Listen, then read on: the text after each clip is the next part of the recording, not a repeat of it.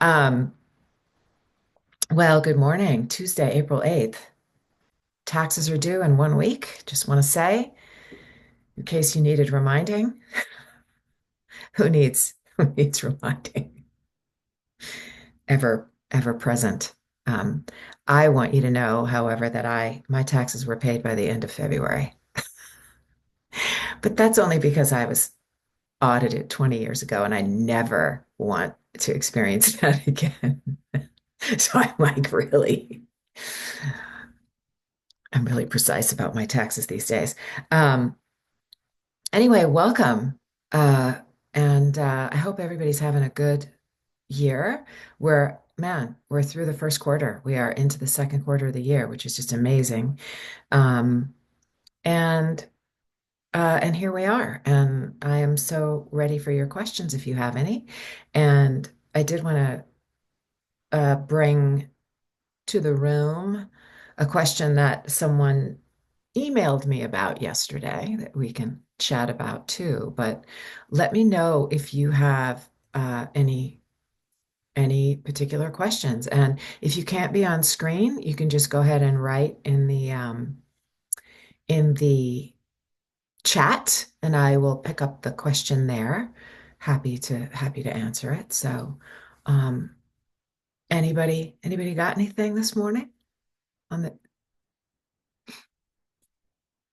admit? There's another human coming in. Um, Okay, if nobody has anything at the moment, I will, um, you type slowly. Yes, that's okay. I will wait for your typing. Hi, Jenna. How are you? You. I'm so good. How are you? Good, I'm well, thank you.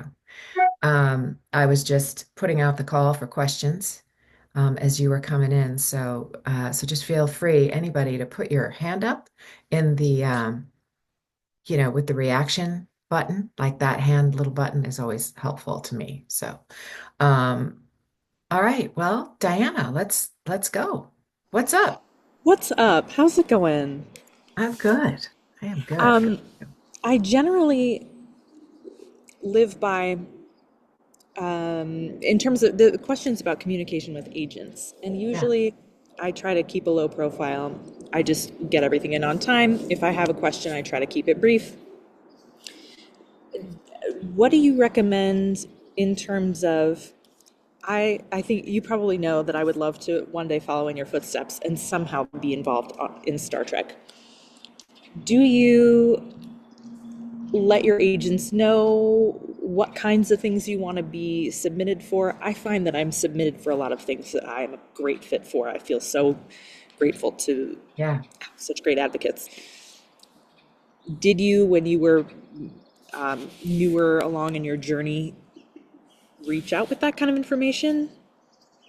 Yes, I did.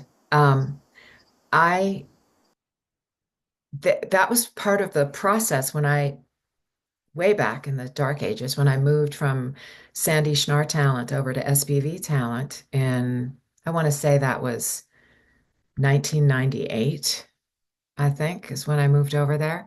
And that was a part of actually the onboarding process, if you will, when I came on to SBV Talent. And they encouraged me to kind of write down my dreams, like what did I want to do and what kind of work did I want? And I did that, and I actually think that is a really good practice.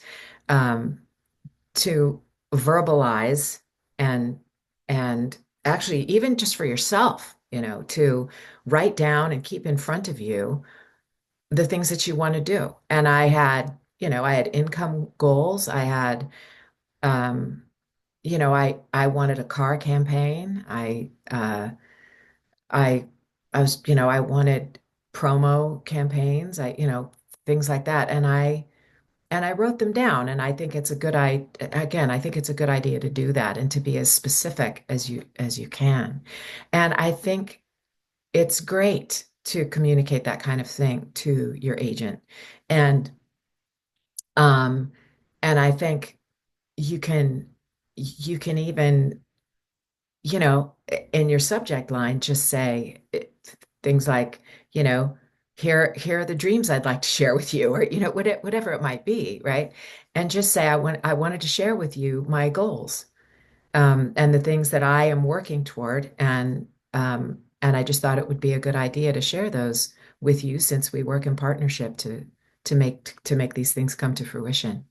And really, again, I think the language of that kind of thing is really important because we are working in partnership.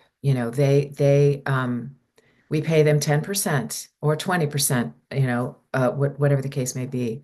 Um, and that means 80 to 90% of the responsibility lies with us, for our careers. And so I think it's important to communicate to your agents that you understand that, and that they are working with you, and that you're not just expecting them to do all the legwork.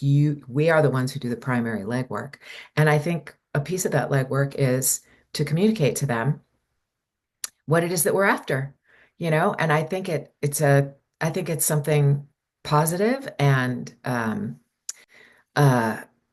and it just shows where you are, and that you are participating in your career and taking responsibility for your career. So yeah, I'm all for it. I don't, I,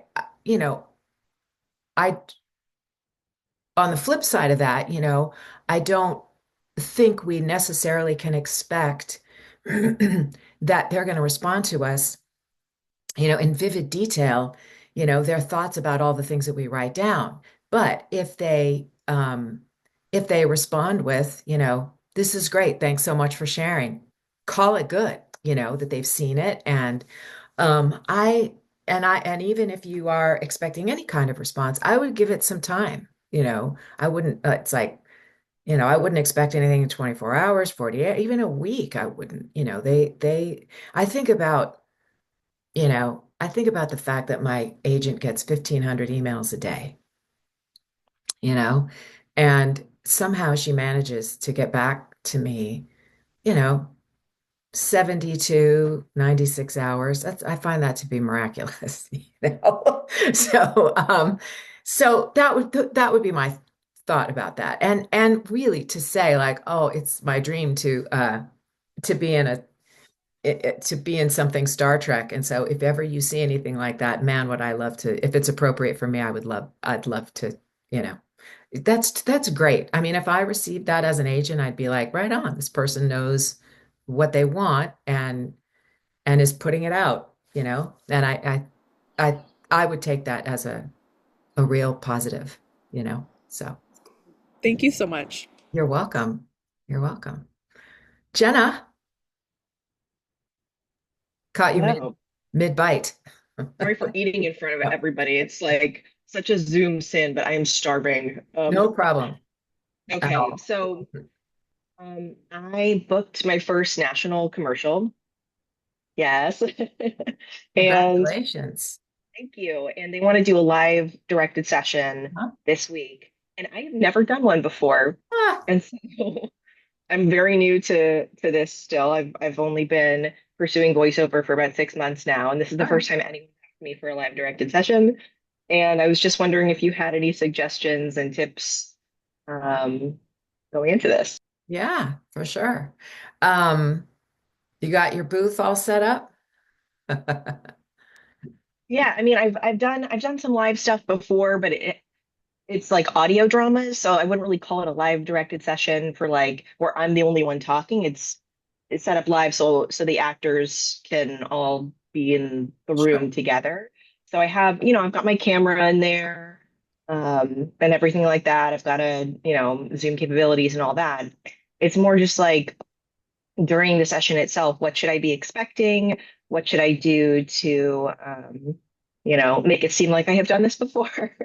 You know, I um I think it's like I really appreciate that your desire to be professional, right? Which is what that really translates to. That you don't want to appear to be a novice, right? And like that maybe you don't know what you're doing. And at the same time, it's reasonable for everybody to have their first session, you know. We all did. Um, we all will, you know. So I would say that here are the things that I would say. I would really try to ascertain the expectation, certain expectations prior to the session. Are they wanting you to record on your end, or is it via Source Connect or another kind of recording system where they're recording on their end and you perhaps just need to run a backup? You know, I would find that out. Um, I would make sure that if they do want you to record, that everything works, you know, and that you're prepared in that regard.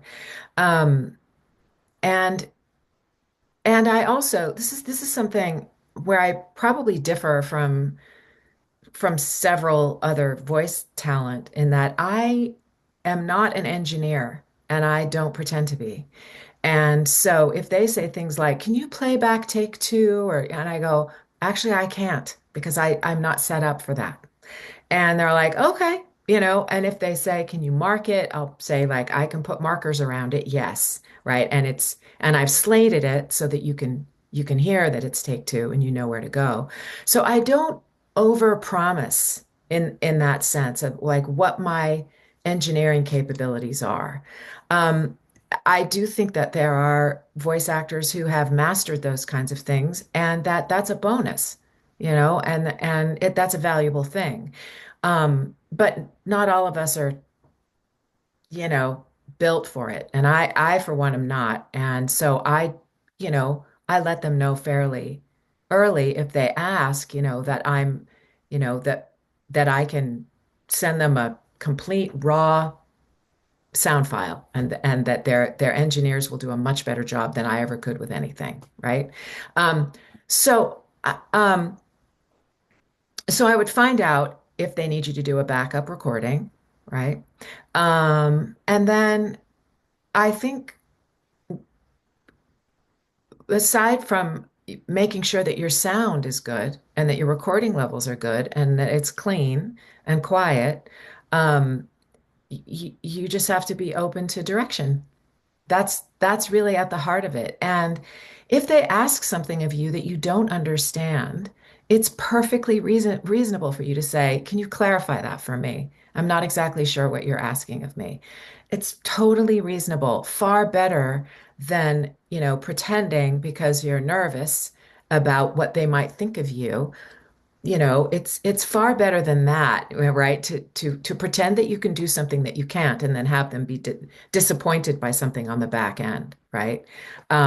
So I just think being open to their direction is really at the heart of all of it, and and being really clear and honest about what your capabilities are as an engineer. And you may know more things than I do.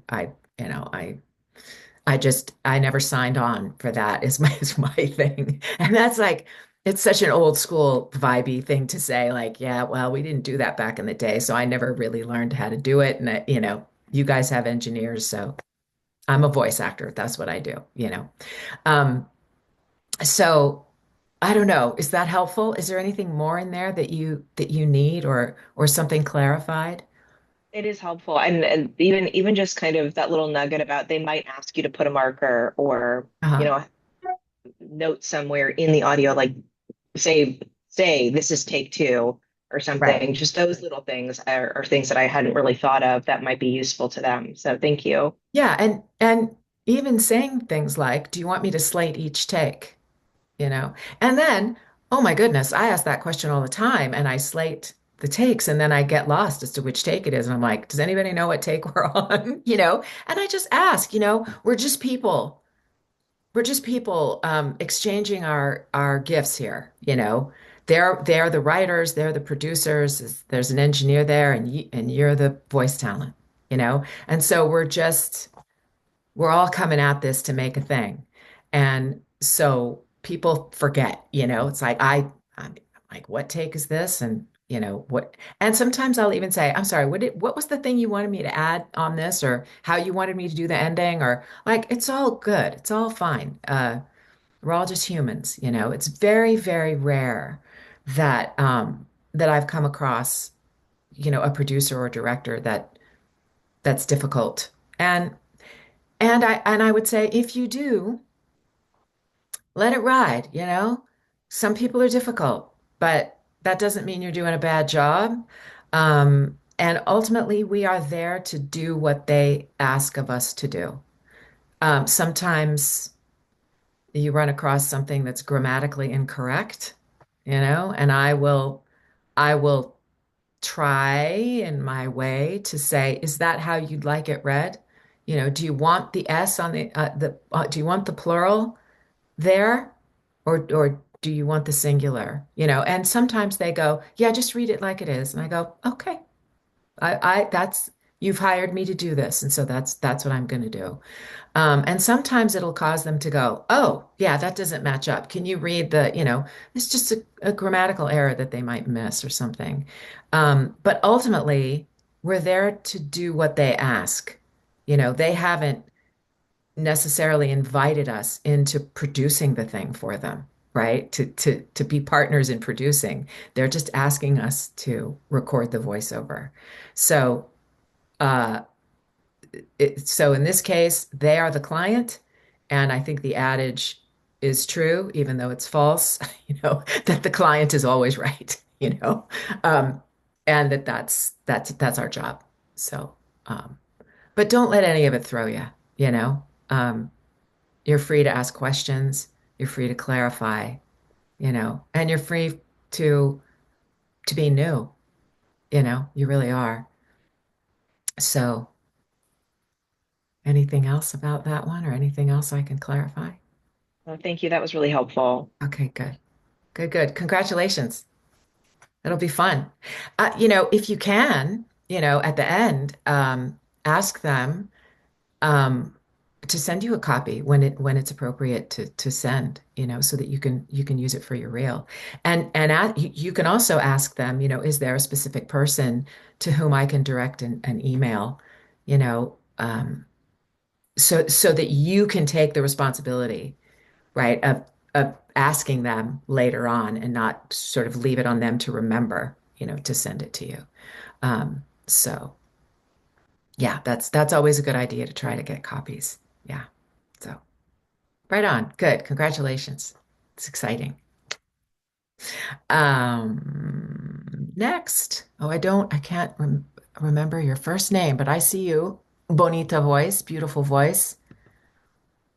Hello. Yeah. Hi. First of all, Jenna, that's amazing. And also, the last two questions were fantastic.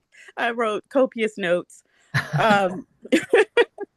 Um, Kay, you were fantastic. You were with our the Atlanta Voiceover Studio mentorship group, Yeah, yeah. and it, I won't be dramatic, but I will changed my trajectory because a lot of what I was doing with regard to my voice was trying to change it. Ah, Um, I do accents and all that stuff, but ah. you were talking about commercial and really getting to know your own voice for the conversational reads and those kinds of reads, and then going from there as the foundation. And I had not been doing that. I had been trying to fit the copy. Yeah, And that was a nightmare. yeah. So I'm working on those things and making self tapes to see how my body moves when I'm just talking to my daughter or talking about certain things to get more comfortable with what my voice sounds like and what my body does when those changes happen, when I'm angry, when I'm supposed to do sadness and those things. So thank you for that. Yeah. But my question, Can you tell me your first name? I'm so yeah, sorry. Bonita. Oh, it is. Oh, Yeah, great. Fantastic. Hello. it just worked. It worked out that way. No, that's fantastic. It's a beautiful Yeah, name. thank you so So, much. Thank you so much. muy bonita. Sí. Bonita. Yeah.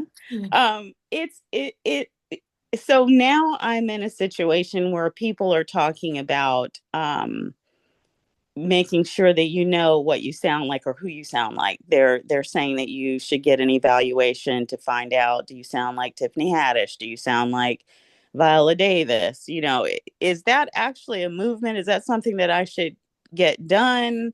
Or is that kind of if I want to go into that space where I'm trying to do I don't know what it's called where you're doing the voice for them if they can't come in, Yeah, or is that something that's like a movement? Am I supposed to like if, are we going to start getting scripts that say we need a Viola Davis type? well, What's I'll happening? say that's something I have never done, and I don't know what that movement is about. It doesn't matter who you sound like. You want to sound like you. Correct. And I think what you would discover in all of that is that um, it's far less about um knowing who you sound like, right, than it is when something comes through, right? I get these all the time for sound alikes. And there are there are certain there are certain actresses that I go, oh yeah, we have the same, we sort of live in the same timbre, we're in the same range. Um, Yeah. like I used to get a lot of stuff for Emma Thompson. Um, and because I can do a British, various British accents, and I have a pretty good ear, I could listen to Emma Thompson. They usually send a sound clip, and they usually send sound clips and then the same lines, for you to read. So, and you can find out pretty quickly if you sound like the person that you're, being asked to voice match with. Okay. And so I don't I don't think you need to be evaluated for that. I think you just accept whatever auditions might come your way that are asking for a voice match, give it a try, and listen to them back to back and go, is that close? Did I capture that? What do I need to change about it? Is there something about the way this actor says that particular word that I'm missing? Like what are the details of it? I think you hone your ear as you go along. But I don't know. Man, I think things are happening in the voiceover industry where, people are sort of trying to find a way to sell you their thing. And I don't Yeah. think you need to be evaluated for that. I think it's a matter of cultivating your own ear. And you just do it on the I was going to say you do it on the job, but you really do it on the audition, right? And so I've gotten things where I go, okay, like I got something for Gina Davis the other day. I listened to it and I was like, yeah, I don't sound like Gina Davis. I don't have, she has a very distinct way of speaking, and it's become more pronounced the older she's gotten, and I don't sound like that. And so I passed. But there are certain actors where I go, yeah, yeah, I can do that. I know that I fit there. And the reason that I know that I fit there is just because I've done it for a long time and I've listened for a long time. And I just have acclimated to, yeah, that's where my voice lives. And I trust my ear enough that I know my accent. I can match her accent if I hear it. If you asked me to do it out of the blue without listening to her first, I'd be hard pressed, but because I have the thing, like very often when I record um, an audition like that, I will hit record. I'll be recording. I'll play the audition, I'll play the clip that they sent, stop it, and record the line. Play the next line, stop, record the line, right? So that I'm a parrot, and um, that has worked for me. I've booked stuff that way. And I do think it's a matter of cultivating your ear rather than having your voice evaluated to have somebody tell you who you sound like. I don't, I think ultimately the real learning comes from your own listening. Okay. That's how you cultivate your ear, by listening and then attempting to imitate, because that's what it is, you know? Okay. Thank you so much. Oh my Yeah, gosh. it's I mean it's an interesting question. I feel like we've entered this space in voiceover where like there's this pile on of all the things you have to do and all the classes you have to take and all the different ways of approaching this or that, and man, I never did that stuff. And I do feel like yes, it's a more competitive time and there are more people in the business, but the truth is you need to at the root of it is having access to auditions and doing the auditioning and getting the practice that way, getting to know your own voice, what you can do, what you can't do. And a lot of times that's just you just give it a try. And God knows there are plenty of things I've tried and I go, yep, that's not for me. And that's okay. I don't have to do everything. I want to do the I want to do the things that I do well, that I know that if somebody asks me in the booth, I can go, yeah, I can do that. And I am not shy about saying, no, that's not really my strength. I'm just not shy about it. There's no reason to be uh, embarrassed about not being able to do everything. Just isn't. It's very rare. There are a select group of people in this business who truly breathe rarefied air and can pretty much do everything you ask them to do. And good on them. That's miraculous, Like I love those people and I'm amazed by them. And I'm not really one of them. So that's okay. I do what I do. And I think that also is a roundabout way of defining your brand. You define what you do well, right? And that it hones in, who you are and what people think of when they hear your name. Oh, Kay Best does this thing well. I will call her for that. And that's a part of our branding. Branding isn't, again, it's not something you put on. It's something that comes from within you know. Um, so that's all a part of it, learning what your boundaries are, what you say yes to and what you say no to. So I don't think you need to be evaluated. I truly don't. Um, Thank you so much. yeah. Once again, good Lord, K Beth. Thank you. Oh, you're so sweet. Thank you. I appreciate it. It's my pleasure. Jay, Hey, hey, hey. yeah, I just wanted to jump up, Benita. Yeah, that's one of those things. When you're even in on camera, I used to get these things to say we want a conservative kind of guy, and so I go out and buy this outfit that fit the picture that they had on the storyboard, and I feel like it wasn't me. And Yeah, then there'd be days I'd be in, auditioning, and they, hey Jay, we got this. Can you come in and do this? And I would just go in and I'd be wearing sweats, and they would want somebody in a business suit. But then I start booking those, and I was like, wait a minute, you know what the deal is? Is because I'm who I am and whatever I am. When I wear this other outfit, it's not me.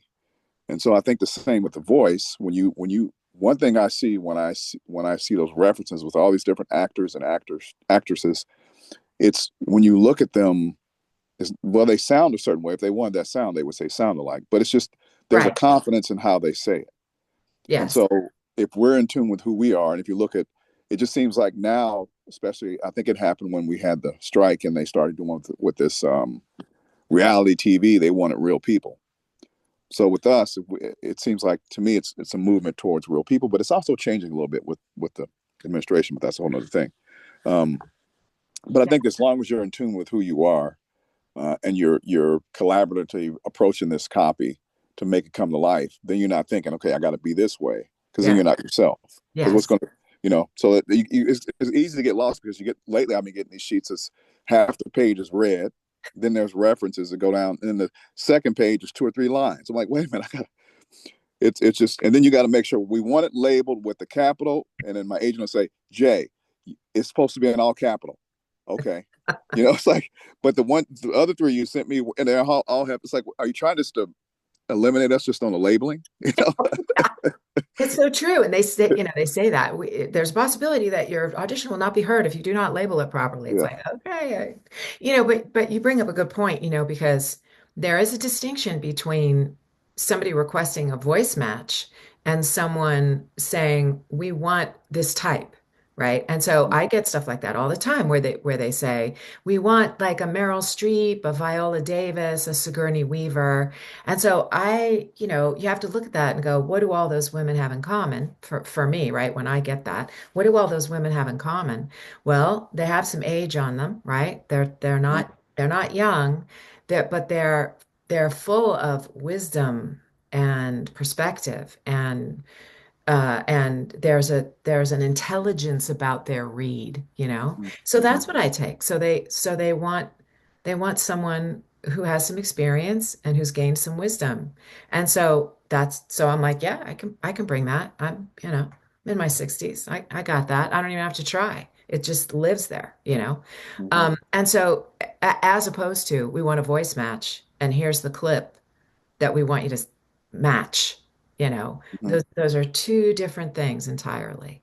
So you don't have to be afraid of, celebrity prototypes.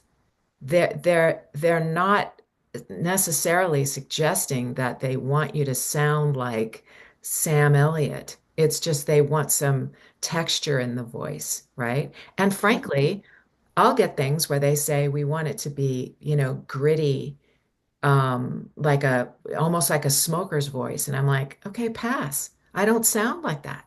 I Mhm. don't sound like I have smoked for 40 years, So it's Yeah. it's a it's a type you know, I suppose if, I had a lot of tequila the night before and only 4 hours sleep, perhaps I could, but it's not something I'm willing to do for the job, you know what I mean? Yeah. Yeah. And I think what I've noticed, because I started years ago, is you have people on creative side that don't really have much experience in directing actors. Yes. But then there's 12 people and they all want to have input on the copy. So they Yeah. give two descriptive words and there's 6 people or 8 people and none of them related to what you're saying. They're all different, take your all aspects because they all wanted to contribute to. Yeah. So you have to say, okay, what's me in this thing, and let me just be me, Yeah. because Yeah. you can lose your mind looking at. I know I'm just coming to this realization lately. Once I understood who's trying to decide who this talent is or what they want, Yeah. Yeah. because Well, and sometimes. you kind of have to rest in this knowledge that they hired you, so it's you they want, they Mm-hmm. they they picked you out of the lineup, of all the voices that they're listening to. So, Jenna, I wanted to say, every once in a while you'll get a big group of people on the session, right? And you'll be like, okay, all 10 of these people are chiming in. Who am I listening to? Like, who do I listen to? And again, it's reasonable to ask if there's confusion, right? It's reasonable to say, who's the point person here that who's going to distill all this for me so that I know what you're asking of me, you know? And again, it's a matter of stepping lightly and being judicious in how you ask that, but again, it can be kind of confusing, but it's really your job to sit back and listen until one person says, okay, so here's what we're going to do, right? And they are the ones who distill all the things, right, to give you something that's very clear, and if you're not clear, you can say that I'm unclear as to what you want on this next take. If someone can distill that for me, you know. So, um, let's see. Jay, can I move on to Alana? Are Yeah, you? I was gonna say Yeah. just be ready to have fun, Yeah. Yeah. and then also what I like. Just one more thing I would add is whatever you did in the audition, just kind of be in that realm, ready for that, and be ready to go from that. Yeah. Because I know for me, when I auditioned for McDonald's, it was like 100 million times, and then when they called me in, I was like, okay, which spot is it? And the spot I thought it was actually 2 months before that. I'm not sure how this is with you. So luckily, I asked because it wasn't the spot I thought it was, and I was ready to go from that point. Yeah. Yeah, That's great. Good, good. Thank you so much. Appreciate it. Alana.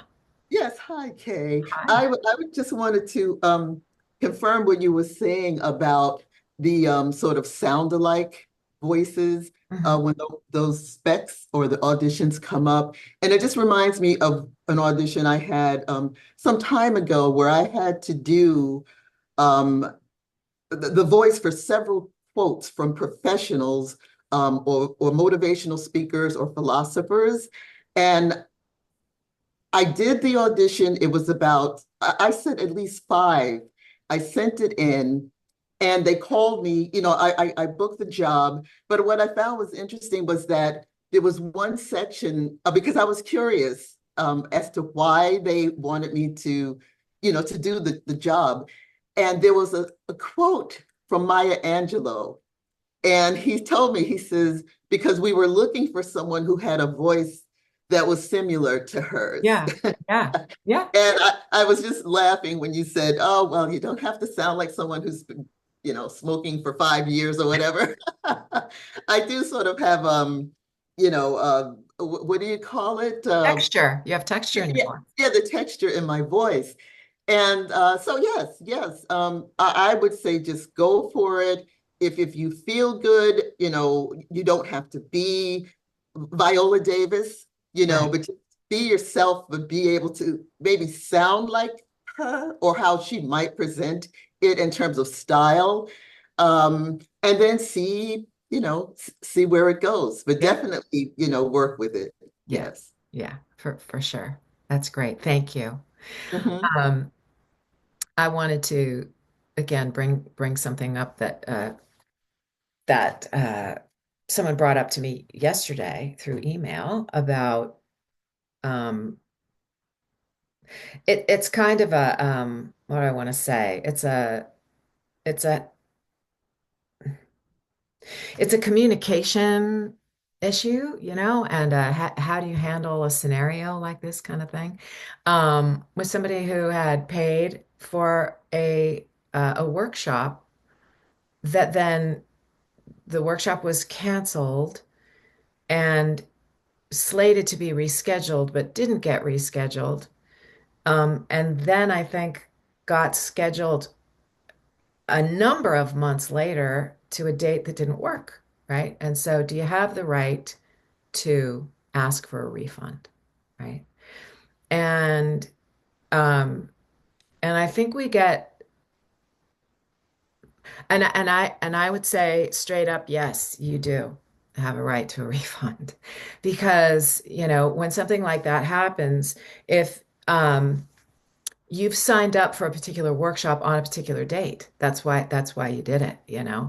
And if that gets moved, all bets are off. Like we can't be expected to follow the schedule of another person wherever they might decide that they're going to land that workshop. And a lot of people can, but sometimes it just doesn't work. You might be out of town or your circumstances changed or whatever it might be.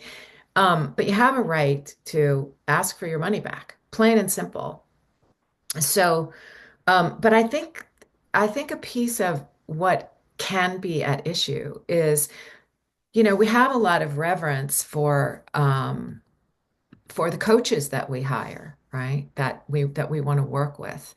And sometimes those coaches are casting directors. And we think somehow that if that we're sort of being brazen, you know, um, and unreasonable for asking for a refund. And I just would like to remind everyone that coaches are not gods, even if they're casting directors are not gods. Um, and there are going to be certain casting directors in your career that you will love to read for and work with and who will hire you. And there are others that won't. And no one, if there's some issue, with a particular casting director, or you ask them for a refund and they don't like it, okay, so they don't like it. They don't like it, but you're not doing anything wrong. They are. If somebody came to me, I'll just say, I don't care what the reason is. If they come to me even the day before a workshop and say, I can't do this workshop. Can I get a refund? I go, yeah, you can. I'll send it to you. I don't need to know why. She's like, you're not going to take the workshop. I'm not going to charge you for it. Some people may have cancellation policies. Okay, well, that's if you cancel. But if they cancel, you know, uh, um, that's on them to refund you. So but I think the bigger issue really is like how we perceive casting directors and the perception that they have power and control over us and that they rule our careers, and they don't. I have casting directors who have no intention of ever working with me. That's okay. There are other casting directors who do, you know? Um, And and I grant you that early in my career, I felt the same. I was nervous. Like, what if I don't get to go into that casting house? And they cast a lot of commercials. And it's like, so I had the same anxiety, totally. So I do understand it. But the thing that I have learned is that even when not invited to that casting company, there are plenty of others who were casting, and I managed to make a career, you know, and still other casting people who I've never met, never seen, never been in front of, and it's all okay, you know. It's really um there's just we get our opportunities from a lot of different resources, a lot of different places. And there's enough, even if we don't get to be in front of all of them, or even if we, irritate one or the other. And I will say, like, if you're an irritating person, like, get a grip and don't be irritating. Try to be the most professional person that you can be. But it's a bit of gaslighting on the part of a casting director if they move the workshop that they promised you and then tell you later that they're not going to refund you and then put you in a bad light. Like that's that to me, I go, yeah, I don't even want to work with that casting director. I don't want to work with people like that. I want to work with people who are fair and honest and treat me like I'm valuable, you know.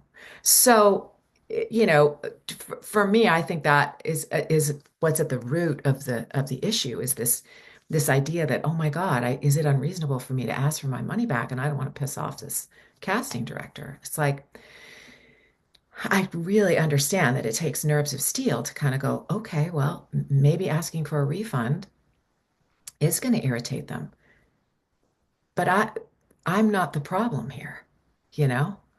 I realize that that's a hard thing to take on and feel comfortable with. I think it is going to feel uncomfortable and awkward if there isn't if you have to press, for your right to your money back.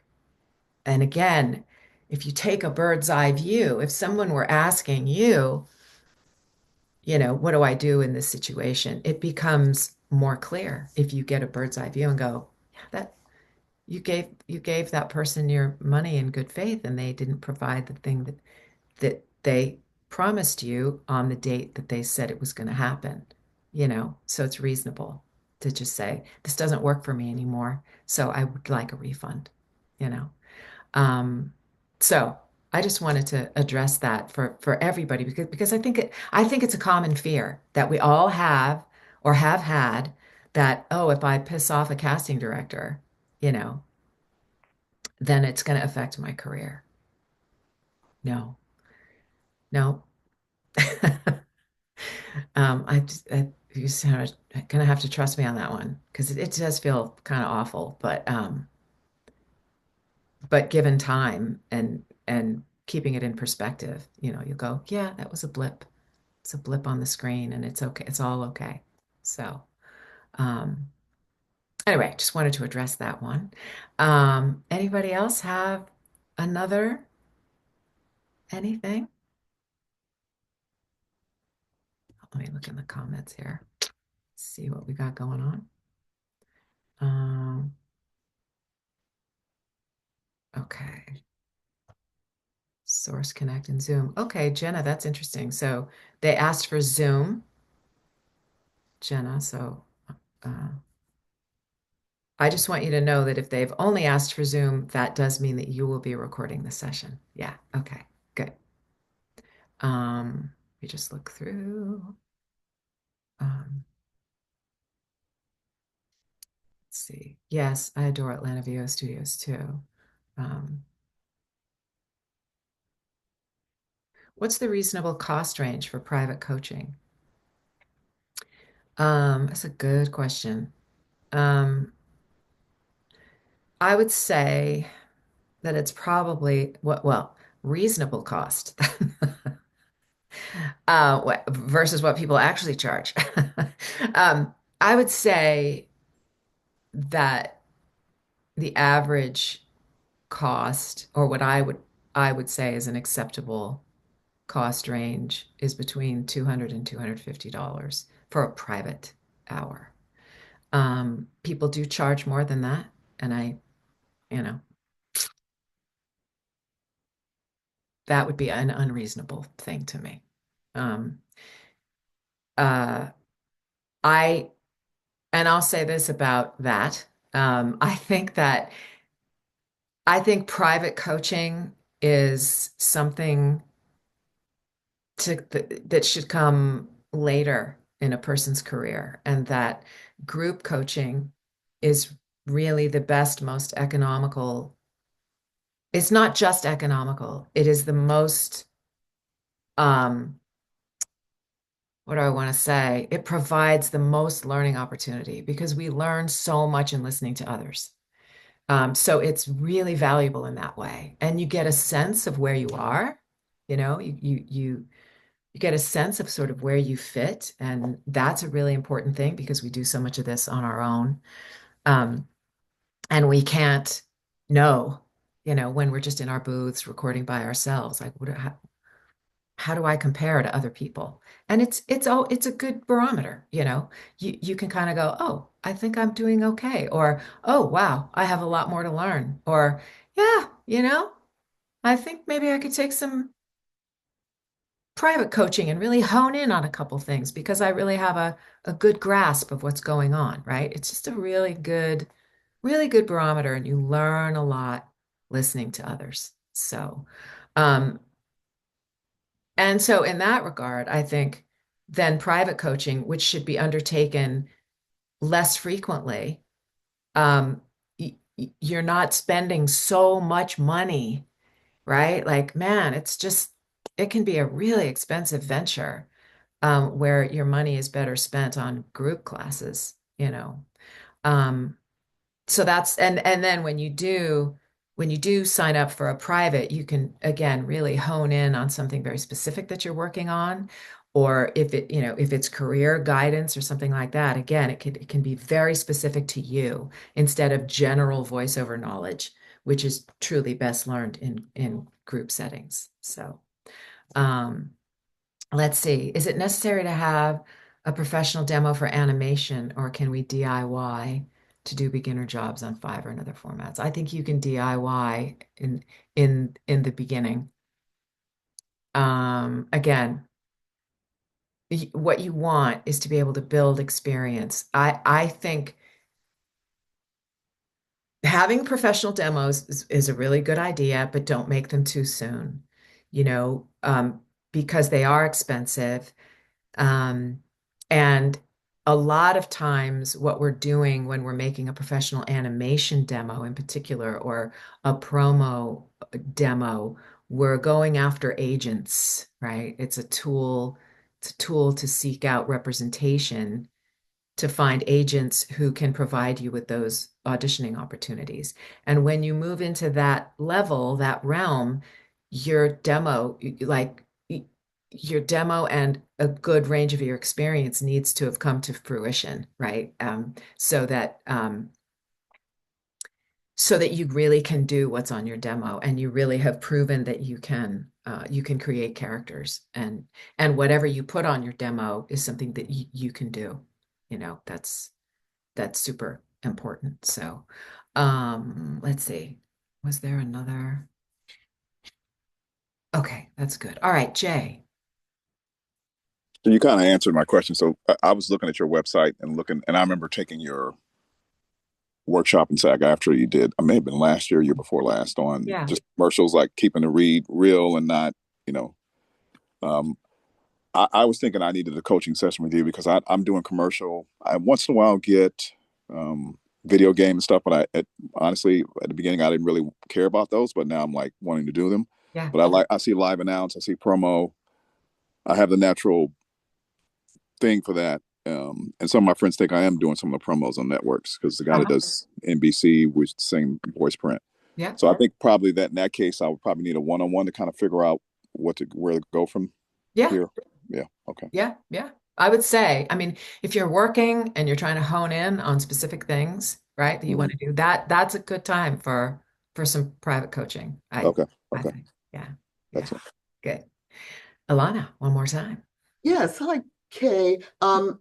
Yeah, again, regarding the conversation we're having, and where I am with my voiceover career right now, I have built my personal website.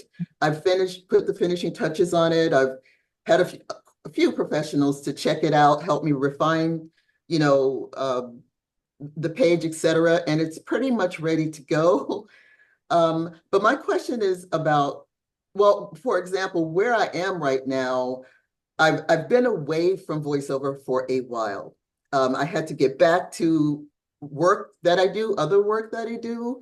And it's been challenging and all good, but I sort of feel like I'm not quite where I was in terms of, my skills and everything, living up to the demos I've done, the work I've done, whatever's on the page. And I want to know, for example, I want to know when I should actually launch the website and how, in terms of, because I built it for direct marketing, and that's an area I'm not that familiar with. Mhm. I have made a list of contacts for, you know, casting directors and production studios, et cetera, that I would like to send it out to. But in my mind, I feel like I'm to do like this all massive, launch at one time and see Yeah. what I come up with.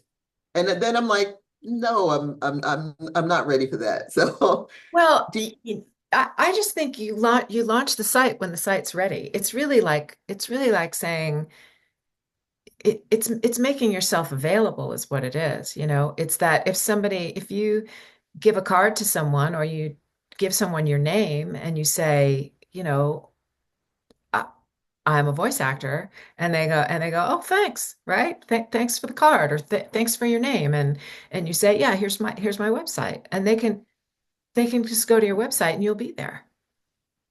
And so, but people aren't, um, I hate to tell everyone, but not everybody's flocking to our websites just randomly. They're just Mhm. not, you know? Um, and that's okay. They are there when someone is seeking you, directly, and that's what you want because what you don't want is to give somebody your name, your information, and say, I'm a voice actor, and you haven't launched yet, and they go, oh, I can't find it, or it's not found, or like you don't want that. Nobody's website is perfect. Everybody's I look at mine sometimes and I go, oh man, I haven't updated my bio, or wow, that picture's 7 years old. I should really put some, At least my that picture's up, perfect. like nobody's website's perfect. Yeah. I have demos on there that are like, if I really listen to them again, I'd go, well, I should probably update that, or I should put that spot in that I did 2 years ago that I forgot to add to blah, blah, blah. Nobody's website's perfect. There's no perfect day. There just isn't. Like Well, step in, is what I say. And then as you go along and as you develop your marketing plan, you know okay. that your site is there. And even if your site, again, isn't every last thing that you need for it to be, Are you there? Is the de are your whatever demos you have there, do they accurately represent you?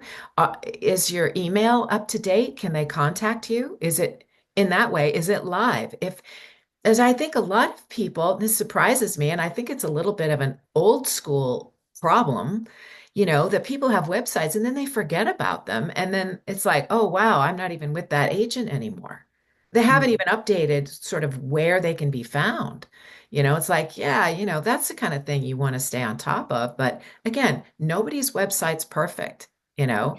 And we can feel like it's perfect the day that we launch it. And, you know, and the first time I mean, I just made a political demo last fall, and I booked a couple of political things. I won an award. I was so pleased with myself. I've never won an award before. So I'm talking to my agent about it and like, okay, so can we parlay that into, the next campaign cycle? And she's like, yeah, and you'll probably need to update your demo. And I'm like, but I just made it in September. But that's the speed at which political moves, right? And so nothing is ever perfectly up to date. It's just not. So I have to look at that and go, okay, so that was up to date in early October.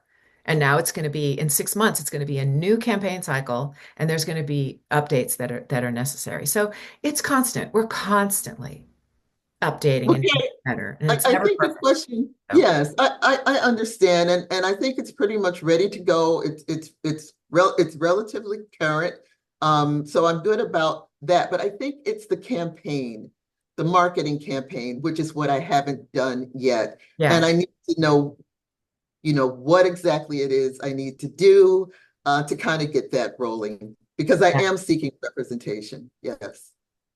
Yeah. Marketing is my Achilles heel. I'm just not very good at it.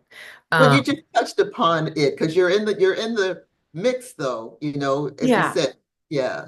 I mean, I understand sort of how to communicate, Mhm. that's a piece I understand. But in terms of developing contacts, developing a list, understanding how to market to potential buyers and things like that is something that I don't do because I get all of my opportunities through an agent. And I've had Mhm. agents since I was 23 years old. And so it was never, I moved into the realm of voiceover at an age where agents are looking for 23-year-old, 22-year-olds, so I didn't have to have much experience. I truly just had to have a good demo, and I did Mhm. for the time, and it went from there. So again, I'm not well versed in that, but there are people who are, and it just reminds me that I need to compile, a list of the people that I can refer my people to say here's where you can go to get information. Um, but they're out there, and um, I wish I just had a handful of names, to give you. And if anybody on here does, post them.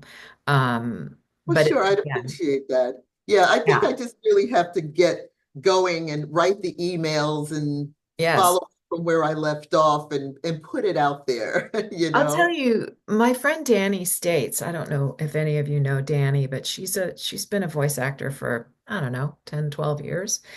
I think. And she built her career not with agents, so she did it like entrepreneurs do, building relationships. And she's coming out sometime, maybe I think by the end of the year, she's coming out with a training tool for how to use Apollo, um, the Apollo CRM, or like the client, what is it called? Relation manager or something like that.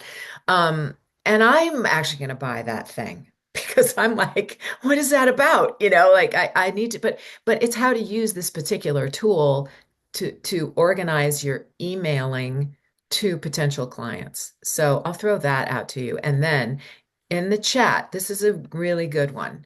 Um, check out Mark Scott, Viopreneur, and he's on, yeah, great.